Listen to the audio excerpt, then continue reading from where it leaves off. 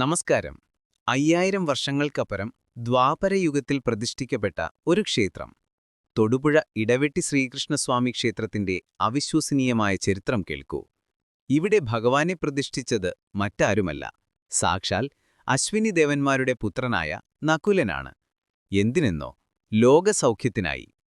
4 പതിറ്റാണ്ട് മുൻപ് ദേവപ്രശ്നത്തിൽ തെളിഞ്ഞ ഈ അത്ഭുത സത്യം പിന്നീട് ഭാരത സർക്കാരിന്റെ സെൻസസ് കമ്മീഷണറുടെ ക്ഷേത്രങ്ങളെക്കുറിച്ചുള്ള പുസ്തകത്തിലും സ്ഥിരീകരിച്ചു. ഇവിടത്തെ ഏറ്റവും വിശേഷമായ വഴിപാട് തിരുവോണ ഊട്ട് ആണ്. നകുലൻ ഭഗവാന് ആദ്യ നിവേദ്യം നൽകിയത് ഒരു തിരുവോണ നാളിലായിരുന്നു. പിന്നീട് വടക്കൻകൂർ രാജാവിനും ഭഗവാൻ സ്വപ്നദർശനത്തിലൂടെ തിരുവോണ ഊട്ടിന്റെ മഹാത്മ്യം അറിയിച്ചുകൊടുത്തു.